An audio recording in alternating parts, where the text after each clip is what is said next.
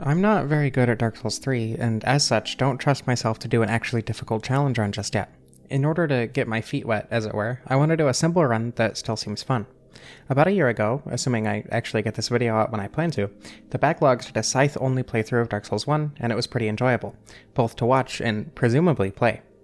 Dark Souls 3 has a couple more scythes, but there still aren't nearly as many as Dark Souls 2, where they actually split the scythes into their own weapon class rather than just being different halberds. Dark Souls 2 has some reapers that aren't scythes, they're sickles, but all of Dark Souls 3's reapers are in fact scythes. I was going to use the broadsword to speed through the Gundyr and fort encounters, but after finishing the script, I changed my mind. This is supposed to be a challenge run, so I'm going to make it challenging. Well, I don't know if challenging is the right word for Edex Gundyr, but it does take a bit when you're only doing 40 damage a parry. The parry timing is way later than I expected it to be. I was already used to Dark Souls 1 parry timing again, but after some de-rusting and black firebombs, the tutorial boss goes down to my bare hands. I use the tree jump to grab the Estus shard and the silver serpent ring after reaching the shrine. They're not particularly important, but they're certainly nice to have. For now, I'm sprinting straight through the high wall. I'll come back once I get a scythe, just so I do as much as possible with the scythe. I did go ahead and grab the Estus shard on the anvil though, as well as a couple random Titanite shards scattered around. Fort is much more annoying than Gundyr, if not any harder. I bought 20 firebombs from the shrine handmaid, and picked up 3 black firebombs from the rooftop nearby. The first phase is very easy, simply stand under him and wail away. Be careful when he jumps away, and of the weirdly large hitbox on some of the swipes, and phase 1 should be no problem. The second phase sucks when you don't kill him when he's doing the ice breath. This is where I used all my firebombs. The damage isn't great, but it's not the worst I've ever seen. Just don't get too greedy, and make sure to watch out for the charge that doesn't have nearly enough of a tell, and Fort should go down without much trouble, despite our lack of damage. The rest of the footage I'm using will be from my original run, but just fighting them with the broadsword felt like I was ignoring the challenge aspect. Anyway, now we can actually get our weapon. Not quite yet, it is a bit through the undead settlement, but we just gotta grab it.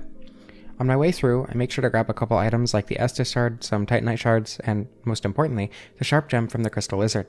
Scythes are dex weapons in this game, and the sharp infusion will vastly increase the damage the scythe we use can output. The Great Scythe, our first scythe, is in the broken building just past where the giant shoots arrows, so it's easy to just run straight there due to how close it is. Now that we have our first scythe, we can get our second scythe, and our primary scythe for the rest of the run. The Great Corvian Scythe is the best reaper in the game by far, and it's not even close.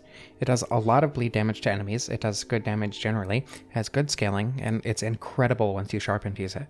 There are 2 main huge drawbacks to using it, however. First of all, getting it in the first place is awful. The only way to get it is to farm from the Corvians wielding the scythe, and it's a really low chance to drop. According to Fextra Life, it's a 2% drop chance, but it took me nearly 2 hours to get it. I didn't find an actually good farming route until like half an hour into the farm, but it still took forever. I got 3 Great Corvian knives, a Storyteller staff, and 12 Shriving stones before actually getting a scythe. Genuinely one of the most annoying grinds I've ever done. I'd put it above farming the Drakes in Dark Souls 1 at level 1 just because the knife Corvians are infuriating to fight. Don't do this farm. It's a cool weapon, especially once you throw in some fashion souls, but it's awful to farm. If you have the capability, have someone drop it for you or hack it in somehow. Anyway, now that we have our main weapon, we can go ahead and grab some upgrades for it. I did upgrade the Great Scythe to make the farming a bit easier, so I'll be using that for a little bit until I get the Corvian Scythe up to par. The first order of business is returning to the high wall to grab the rest of the upgrade materials there. The first thing I want to grab is the Titanite shards from the Pus of Man I missed. These things are probably the most annoying enemy in the game. Their animations are weird, they attack extremely quickly, they have really long attack chains, they're just awful. Using firebombs makes them much easier, but it certainly doesn't trivialize them, unfortunately. I'm gonna go ahead and grab the Farron Coal so I can actually use the sharp gem I grabbed earlier. That seems pretty important. The Black Knight here is pretty easy to backstab and finish off with a charged heavy too. The hollows with the giant logs are oddly annoying, and I'm not really sure why. The hitbox persists the entire time they charge, but they're not hard to step out of the way of. I suppose it's just the way they swarm you when there are so many of them. One of my biggest problems with Dark Souls 3 is the way it just spams you with enemies in a way that you can't really counter. It's one of the main reasons I'm not good at the game yet. I don't find it fun to get ganked without a way to prevent it like you can in Dark Souls 2. Being observant gets you nothing here, and that's genuinely disappointing. The teleporting dogs are also extremely annoying. I know they don't technically teleport, they just de-render and that messes with the physics, but they functionally teleport. There's no reason to split hairs about it when they just appear above you sometimes. Alright, moving on from annoying things, into the Poison Swamp. I made sure to grab a dagger from the Shrine Handmaiden just so I don't have to worry about this place. Only one of the two NPCs above the swamp jumped down the ladder, and the other slowly climbed down, but these two are some of the easiest NPC fights in the series. They don't try to dodge, they don't attack very often, and when they do, they barely track you, and they use huge weapons so they're super easy to read. There are a couple items to grab through the swamp, mostly a couple Titanite shards, but there's also an undead bone shard. Working through the Grue is really annoying. They're another super annoying enemy. They attack fast, they have weird hitboxes, a lot of their attacks have super armor, and they attack in groups, so they're just frustrating. On top of adding to the poison buildup that you're already getting from the swamp. Getting to the Wolf Covenant is very lucrative. There's a crystal lizard that drops Twinkling Titanite, which is in very short supply before reaching the Grand Archives, as well as the Dream Chaser's Ashes, which lets you buy infinite Titanite shards from the Shrine Handmaiden. Using that, I finally get the Corvian Scythe to +3, as well as the Great Scythe for later. Now that I'm going to be primarily using the Corvian Scythe, I'm going to switch into the Fallen Knight set, only because it looks super cool with the scythe. Just above the wolf is a stray demon we can fight. It's vaguely reminiscent of the stray demon in Dark Souls 1, but it doesn't have any explosions. Instead, it swings its hammer around. A lot. And it throws rocks at you. The fight is significantly harder than the OG stray demon, but it's still not particularly difficult. Just stay in front of it between its thigh and belly and react to swings as they come. The butt slam is annoying since it's a stop playing the game for a second attack, but it's easy to dodge. Just stay close so it doesn't throw rocks at you and stay in front of it so it doesn't use a tail swipe. There are a couple more crystal lizards on this bridge if you drop on a platform above the elevator to get around to the portcullis. Two of them drop large Titanite shards, which will be very nice to have. There's another one that drops a Twinkling Titanite as well, since we're here. The enemies can be annoying if they overwhelm you, but as long as you attack them as you come across them and don't let yourself get trapped on the stairs, you'll be fine. Alright, now that I have a weapon at a decent level, I can go fight the Crystal Sage. This is one of my least favorite boss fights in the game, purely for Phase 2. Though Phase 1 alone is too easy, I'm not sure how they could have made this fight better. It bleeds in only 4 hits, which, as luck would have it, is exactly as many as I can pull off with a full stamina bar. I can get into Phase 2 in only 2 cycles, but as I was running around taking out the clones for the first time, it used a weird knockoff Crystal Dragon Breath attack and killed me. Unfortunately for it, when I got back it used a homing Crystal Soul Mass, which meant it couldn't teleport away and I was able to get 3 bleed procs on it, killing it before it could transition into the second phase. Now we have to go through the most annoying area in the entire game. The road leading to the cathedral isn't bad, the evangelists can just be ran past if you don't like fighting them, and the 2 NPCs are no problem with such a huge reach on my weapon. The problem, however, is the room just past the guy with the spider shield. There are so many archers and dogs all just constantly spamming you as soon as you enter the area. I fought through this area one time ever and I hated it. I've ran through every other time and it honestly feels like a 50-50 whether or not you'll actually make it through, just because the dogs can completely stunlock you sometimes. The cathedral itself doesn't fare much better though, despite the lack of dogs. The graveyard can be run through pretty easily, but the giant maggot corpse things are extremely annoying, and if you get hit by them without a torch, you're taking 3 chunks of damage with nothing you can do about it. It makes fighting them unnecessarily dangerous, so I usually just run past. The dual-wielding hollows are slightly less dangerous, but they're fast and annoying, so they're another enemy I tend to leave behind. In this instance, I actually killed one because I wanted the undead bone shard and didn't feel like being chased. The entire area on the buttresses and rooftops with all the thralls and archers is simpler run past than anything, including outside the doors with the 2 dual wielders, that's really hard to say, and all the hollows that set themselves on fire. From there, it's a simple jaunt past some deacons to reach the shortcut elevator. From here, sprinting past the giant is easy as long as you just run through the whole walkway, then you can do the same thing to get past the room with the knight and a few thralls. I got invaded by Kirk while dagger walking through the giant's pool, but running to the boss room despawns him, so it's not an issue. This is what I was upgrading the Great Scythe for. Using the Corvian Scythe can work, but it's very easy to accidentally make yourself bleed. Other than that, it's just the deacons. They tend to be either extremely easy or one of the hardest bosses depending on your moveset and damage. In this instance, it takes 3 swings to take out a deacon, but the swipes hit a bunch of deacons at once, so it's not all too bad. Once the Pope spawns, as long as you don't get surrounded, the long reach makes it so you only need to watch out for the blue deacons and the fireballs, and most of the time the blue deacons will only use force anyway, so I just had to keep my wits about me and the deacons went down without much issue. Alright, Farron time. The final flame in the swamp can be reached easily with some dagger walking, and if you time it right, you can even reach it without the giant Grue seeing you. There are a couple bones right next to it, so I warped back to the Keep Ruins bonfire and made my way to the Keep Perimeter bonfire. I helped a friend find this bonfire the other day. Apparently this one isn't obvious, but I also didn't find it in my first playthrough, so I suppose it makes sense. The bonfire is to the right of where you first see the two Dark Wraiths, and it's a much shorter run to the Abyss Watchers. Speaking of, this was one of the easiest Abyss Watcher fights I've ever had. The range of the Corvian Scythe is extremely long and makes the second phase a joke. Of course, I had to get to the second phase first, but I was able to do nearly half of the Boss Watcher's health before the other one got up. When the Friend Watcher got up, I tried to help it take down the non-Boss Watcher, but I ended up just killing my friend by accident. Luckily, when it got back up, it helped me take out the Boss Watcher.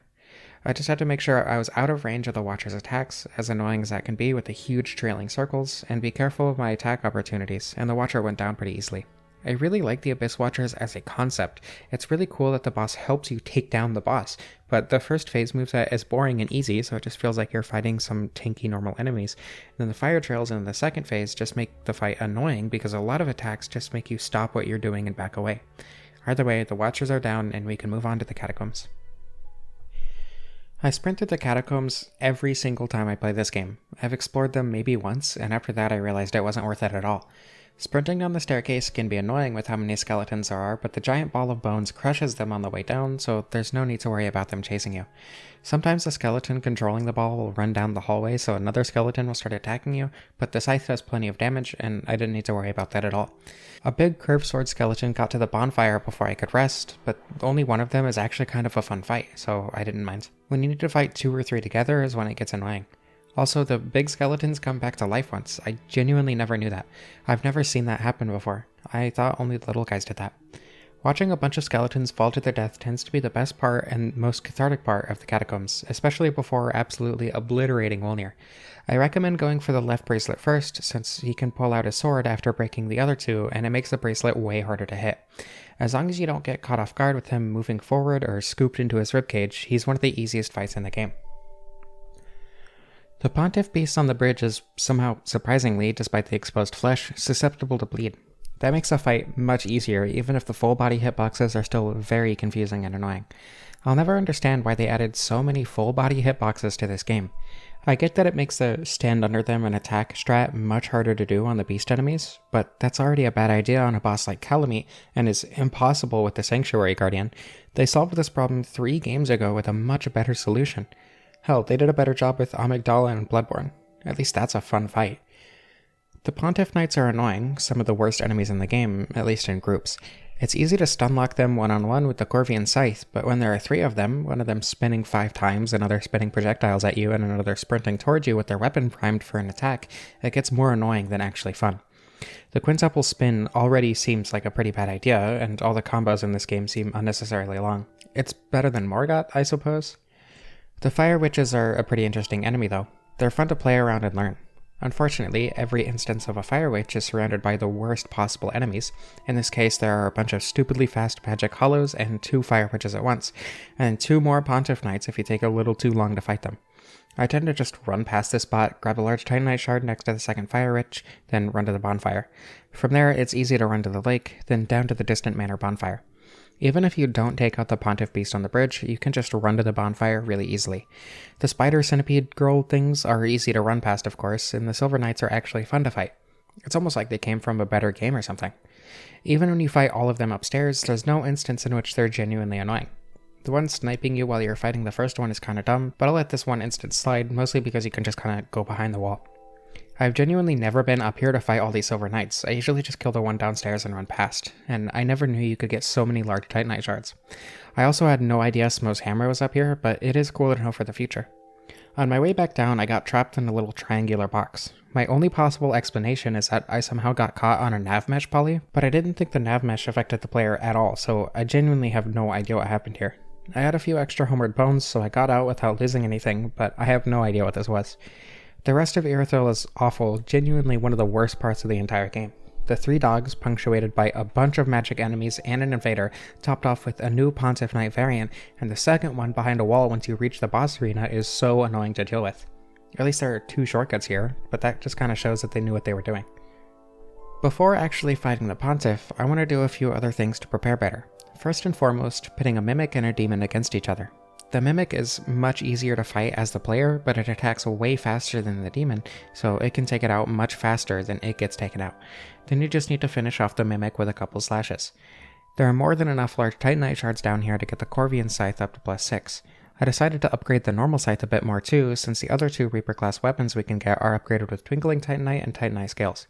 There's a way to stand behind Solaire such that the ballista kills it but can't hit you, but I couldn't remember how, so I'm just gonna fight the old Demon King and get out of here.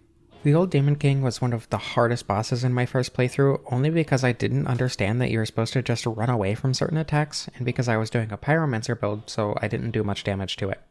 Now I can take it out pretty easily, especially considering the damage that the Corvian Scythe puts out, and the fact that the last 10% of the fight is completely free, on top of a few other moments during the start or when it's buffing. His combustion and fire circle attacks are still annoying, but it's not like they're Elden Ring fire hitboxes, so it's not the worst thing.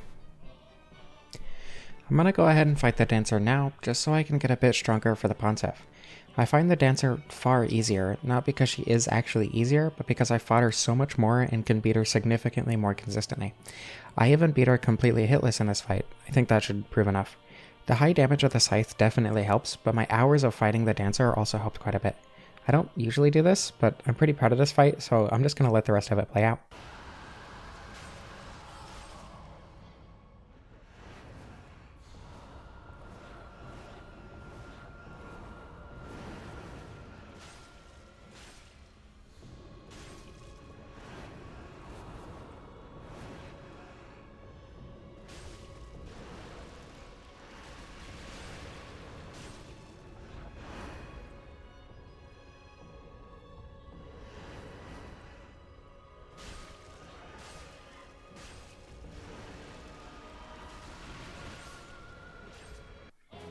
Just past the Dancer, up the ladder and to the left, is the Consumed King's Garden.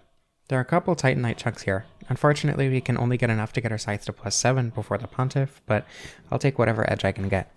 The biggest reason I'm bad at fighting the Pontiff, aside from a skill issue when it comes to reacting to the stupidly fast swings, is that I don't find him fun. He has annoyingly long combos, annoyingly fast windups, annoyingly wide sweeps. It's literally just a reaction test. Positioning doesn't matter, knowing his moves doesn't matter, you just need to react when you see a swing, and that's not nearly as fun for me as other bosses.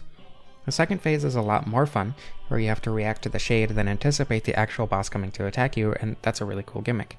It's just a shame it's wasted on a boss that I don't actually enjoy personally. This is an entirely subjective thing. I understand why people like the Pontiff so much, it's just really not my thing.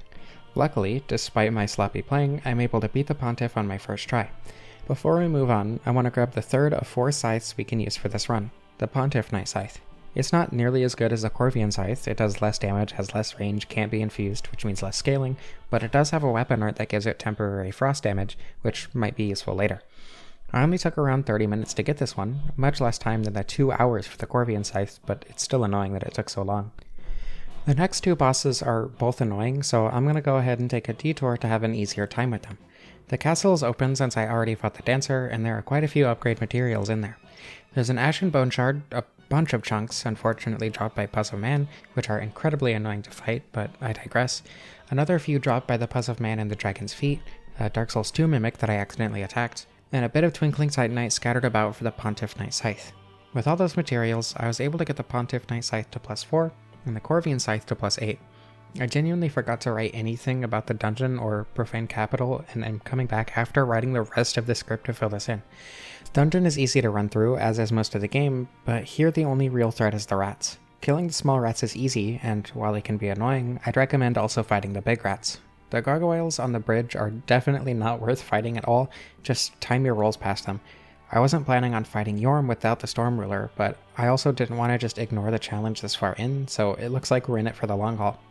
This was the main reason I wanted to upgrade my scythe as much as I could. For the first good chunk of this fight, I just stood behind him taking big swings at his legs. I knew he could stagger, but he didn't for a long time, and I didn't figure out until a good chunk of time through that it was because you're supposed to be hitting his head and hands. This is a great way to encourage not standing behind the big enemy without using full body hitboxes. He does have a really annoying shockwave with literally no tell that just pushes you away with nothing you can do about it, and that's really annoying, but the fight is long anyway and it doesn't hurt you, so whatever. Once you do start hitting his head and arms, the fight goes by much faster, and seeing a huge chunk of his health disappear when I riposted him the first time was so satisfying and nice. I was expecting this fight to be awful, but once I learned the trick, it was kind of fun. I wouldn't recommend doing this over using the Storm Ruler just because it still lasts so long, but it's not an awful fight like this. The fight took me just under 12 minutes, which is the longest fight in this run by far, but again, most of that was spent hitting his legs. I remembered I would need to transpose the final scythe, and I didn't want to lock myself out of doing that by placing the ashes before forgetting it, so I'm going to go ahead and fight the curse-rotted Greatwood now before I forget. I'm just a tiny bit over-leveled for this fight, so I can pop most of the pustules in a single hit, and even the ones I can't still pop super fast, and this ends up being an insanely easy and fast fight. Now we can sprint through the rest of Irithyll and Inner Orlando, the only thing worth mentioning being the 2 giant arrows going through my chest. Don't worry, it's just a scratch, I'll be fine. Aldrich is a very annoying fight, mostly because of the arrow rain and the teleport AoE. The tracking projectiles kinda suck too, especially when they spawn during a teleport in the second phase. The scythe does a lot of damage, so the fight doesn't take too terribly long. I was admittedly a little too aggressive during the fight, but the damage the scythe does kind of warrants it. Despite my sloppy playing, which seems to be a theme for this run, Aldrich goes down first try. Going back into the castle, I grabbed a few items I just completely forgot last time, and do some trading with Dinah and Tilo, namely a black firebomb and a large leather shield, and I'm able to get my scythe to +9. With a nearly max level weapon, the Dragon Slayer armor takes quite a bit of damage with every hit. Hitting the shield does a lot more damage than I would have expected, but it also makes the shield bash more likely, which is really fast and harder to dodge than most attacks. If he turtled too long, I'd hit the shield, but I'd mostly just try to get him to attack. He's a lot more aggressive in the second phase, and his long charge-ups and huge attacks leave plenty of time to counterattack. The butterflies can be annoying, but they're not too bad as long as you keep an eye out for them. I like the Dragon Slayer armor, it's a fun fight in the context of this game, even if he turtles a little bit too much for my liking. The archives are annoying, but they're short enough that running through them isn't the worst. I ended up killing the sage in here before it teleported onto the bridge because it's weak to bleed and genuinely forgot where I was supposed to go for a minute, since I usually just chase the sage onto the bridge. The archives are a bit maze-like, and since it's been so long since I played the game, it was a bit harder to navigate than usual, but again, it's not awful. Even if your brain just stops working halfway through. The gargoyles on the roof are really annoying to run past, just like the ones in the Profane Capital, but if you just time your dodges, it's very manageable. I hate to keep repeating myself, but while annoying, it's very easy to run up the giant staircase leading to the princes. The princes themselves are one of my favorite bosses in this game, probably top 3. Positioning is very important, and you need to recognize tells while not necessarily needing to react super quickly. It's exactly what I like in Dark Souls fights. They're susceptible to bleed, just not quite heavily. I took my first death to a boss on them, which sucks because I consider them to be decently easy. Easier than the Pontiff at the very least. I only died because I didn't remember the timing for the big magic sword slam attack, despite that being one of the easier attacks to dodge. I took them out second try though, despite my lack of prowess in this game. I fought Osiros at some point, but I have no idea where the footage went. It's Osiros, the only real problem is the instant charge attack he has. Just stick to his crotch and it's an easy fight. Luckily, I still have the footage for Champion Gundyr, a much better and more fun fight. The damage from the scythe means this fight doesn't last very long. I did try some parrying for fun, for old time's sake, but I'm still not very good at it. Not that Champion Gundyr is a harder boss, I find him on the easier side of things personally. I know he's widely considered to be a hard boss, but his moveset just kinda clicks with me. Not that I'm insanely good at it or whatever, I don't think I would be able to beat him hitless or anything, but at this point in the game, he's pretty easy. I usually fight him with a +7 or 8, but he's even easier with a +10. The hardest part about the fight, by far, is his weird charge into a spin attack, mostly because he tracks way too well, and his body has a hitbox. The kick can be annoying if you're not expecting it, but at this point, that's one of the easier attacks to dodge. After the fight, I gave the Firekeeper some eyes, bought the tower key, got the Estus ring, and killed the Master, which I probably should have done a long time ago, but honestly, it's not all that big of a boon. Continuing the theme of losing footage, I lost the entirety of the Ashes of Ariandel footage. This time it was because OBS simply failed to save the footage. It was kind of devastating, but Tori Kasuda was kind enough to lend me some footage of her fighting the boss with the Corvian scythe. I just sprinted through the rest of the DLC anyway, and the Champion's Gravetender isn't exactly an exciting fight. Free Day is a decently fun fight, until Phase 2. The first phase is full of combos you need to learn, positioning to take advantage of openings, plenty of moments of reprieve to give you a moment to steady yourself before getting back into the rhythm of the fight. She'll jump away quite often before going invisible or come swinging at you. It really embodies the dance-esque nature of some of the fights in this game. Phase 2, on the other hand, is wailing on Ariandel while praying he doesn't use a stop playing the game attack, and Free Day doesn't happen to use an attack that forces you to back off for a moment. The best possibility is getting Ariandel down into the health range that Free Day will start to try to heal him before attacking as much as you can to outpace the healing. If Phase 3 was like Phase 1 with less downtime, it would be a really fun fight that truly tests your attention and skill. Instead, she constantly jumps away before using an annoying frost magic attack or an annoying black flame magic attack. The few times that she does actually use a melee attack, the only way to dodge it is by having distance from her, rather than rolling through the attacks to keep up the pressure on your end. This had the potential to be a great fight, but it failed on several fronts. I want to thank Tori again. I'll link her channel in the card, on the end screen, and in the description. She makes some really fun challenge run videos. This is definitely the last time I'll be using her footage. I promise there's no other boss that I don't have footage for because of OBS shenanigans. Either way, the scythe outputs enough damage that this fight isn't awful in terms of difficulty, and we can finally get our fourth and final scythe, Friday Scythe. It's really cool, but it's probably the worst scythe in the game. It's the heaviest, has the worst scaling, has the highest stat requirements, doesn't have good base damage, can't be infused, and uses tight night scales to level up. The only positive it has, besides looking really cool with the weapon art, is the frost damage, and the Pontiff Night Scythe has that with better damage and a better moveset.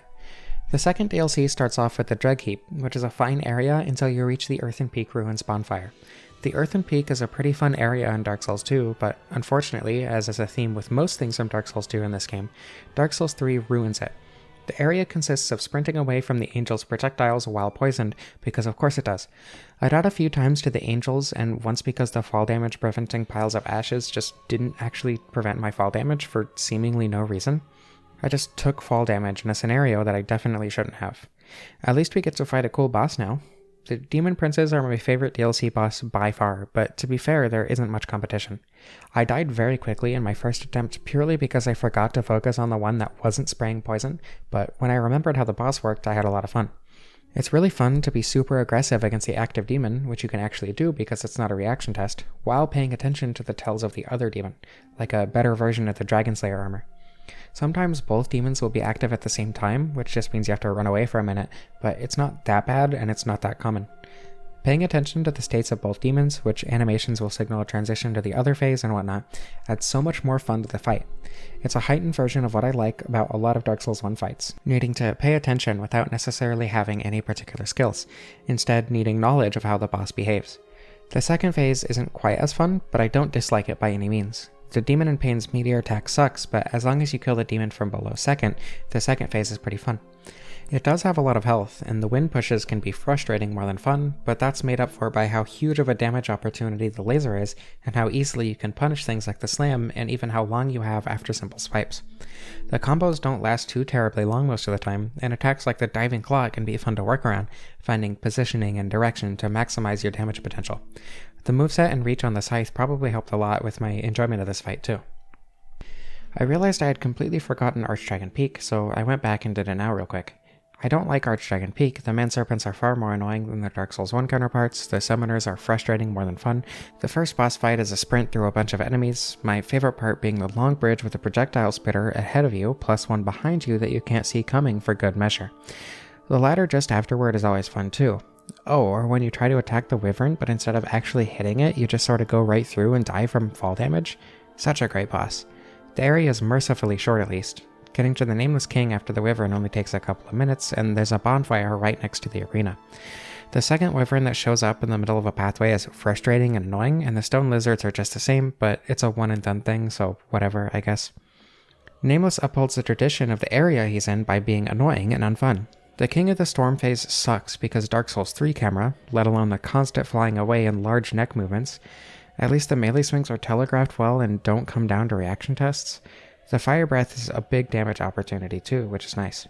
Giant AoEs are always annoying no matter what's using them, and this fight is no exception. Phase 2 doesn't fare much better in my opinion, plenty of lunges and leaps that make spacing entirely irrelevant, essentially circular sweeps that make positioning pointless, just boiling down to reactions and timing. The attacks come out fast enough that the scythe can't safely attack from neutral, just as any good reaction test boss should. One of the worst parts is the leaps make him essentially completely invulnerable due to him floating in the sky, making spacing and positioning even less useful to focus on. I didn't mean for this to turn into critiquing bosses, but with the few that are left, I might not be able to help myself. I do really like the Corvian Scythe, even if the others haven't been particularly useful. I just don't love Dark Souls 3, which is why I'm not particularly good at it. The Ring City starts off wonderfully, with a ton of magic archers shooting at you, capable of killing you instantly, where you simply have to sprint to a couple safe spots before running out of the area. It's basically teaching you to run past everything in this level because, let's be honest, it's even worse when you don't do that. The weird pilgrim enemies are annoying, the swamp with the flies jumping out at you is annoying, the giant curved sword wielding enemies that you were just taught were a difficult enemy in the Dreg heap by giving you one at a time are piled on you, and the ring knights aren't even fun to fight alone, let alone when they're together. At least the Gundyr encounter is kind of fun. Granted, you can cheese it extremely easily by running behind a rock, baiting the fire, then smacking him a couple times before running back behind the rock, but that's beside the point. Dark Souls truly went out with a bang. Alright, time for the best boss in the DLC, Half-Light. The scythe actually makes a pretty big difference here. The range makes it much easier to hit the Painting Guardian after it tries getting away, letting you get in a few extra attacks, which should be enough to take it out, letting you focus on the actual boss. The same thing applies to him, but less so, considering he doesn't try to run away nearly as often. The scythe is really good at roll catches when it does happen, and the self-bleed buildup is negligible, as it has been through the entire playthrough. I don't think there was a single fight where I actually had to pay attention to the main, and arguably only, drawback of this weapon. I did die on my first attempt because I got parried and the Painting Guardian showed off the worst thing about Dark Souls 3 on my corpse, but I came back and took my revenge. Gale is probably my least favorite boss in the trilogy. His combos are excessively long, so many of his attacks come out super quick, most of his attacks are extremely wide sweeps, he's janky, for instance when he jumps into the air while facing away from you and does a full 180 in the air to hit you, he has excessively long delays when he's not spamming you with reaction tests, he's just everything that I don't like about Dark Souls 3 and what Elden Ring ended up becoming. The second and especially the third phase are awful as well. The cape making your dodge window for the reaction tests even smaller, making positioning even more irrelevant, the crossbow making being at a distance to mitigate the frustrations of certain attacks, the magic boomerangs just invalidating half of your play space, then the worst part, the combos getting longer with no tell. That's genuinely just unfair. If something is a safe attack opportunity, randomly changing it with no tell makes it pure trial and error, which isn't fun. The AoE and homing projectiles aren't even that bad. I think they could have been worked into the moveset in a really fun way, like Loretta, but they just aren't. The premise of this run actually ended up being useful for this fight though, since Gale happens to be weak to frost damage. After a while, I ended up using the Pontiff Knight Scythe with the weapon art, which made the fight much more manageable. It's still way too long, which is another thing I really don't like about it, but it made it much shorter. Now, I don't actually have the footage of my winning attempt, so you're once again seeing footage from the amazing Tori, who happens to be much better at Gale than I am. The reason I don't have footage for this one was actually entirely my fault. I forgot to switch the game capture on OBS to Dark Souls 3. I was recording a different game just beforehand, but it all worked out in the end. I do have audio of my win, so here's that, I guess.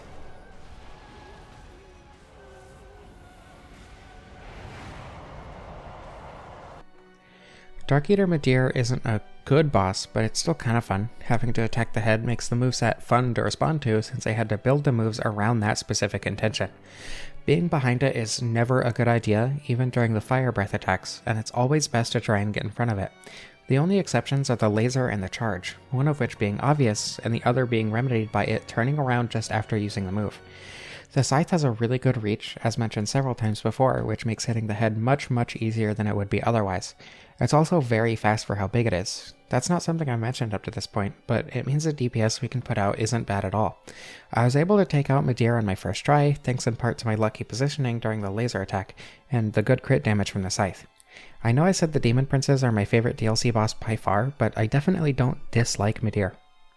Alright, time for the final boss. The Soul of Cinder is, believe it or not, another boss I don't particularly like. I got pretty lucky during this fight and didn't get the mage moveset, which is the worst one by far, but the thrusting sword moveset isn't exactly super fun either. None of them are. The sword is just reaction tests, like every other enemy with a straight sword in the entire game. The thrusting sword at least has a semblance of encouraging positioning and spacing with the charge attacks, but others, like the double spin, kind of ruin that, especially when it gets used multiple times in a row. Even the discount Wrath of the Gods is annoying, since it can be pulled out at a moment's notice. The DPS that the scythe can put out, on top of actually staggering the boss, means that Phase 1 didn't last an incredibly long time. Phase 2 is just Gwyn but worse. Even more attacks to spam, the combo that you just have to deal with spacing is just as bad as, if not worse than Manus's. The upswing making you fly up into the air is nothing but annoying, the lightning rain is boring, lightning spear is frustrating, it's just not a great fight. The nostalgia bait isn't nostalgic when it's just the same thing but significantly worse. This video took so long. Not necessarily to do or to make, it's I don't know why this video ended up being 30 minutes. I guess it's just because Dark Souls 3 has a lot of stuff I wanted to talk about for my first time playing it on the channel. Anyway, thank you for watching. I hope you enjoyed. I love you all. I want to especially thank Nikki P. Jones, Falcon, Tori Kasuda, SD, SD, SD, SSD, SDXDD, Manorock, V, Emily, and Ryan Rickard for continuing to support the channel. And I don't know how to end this.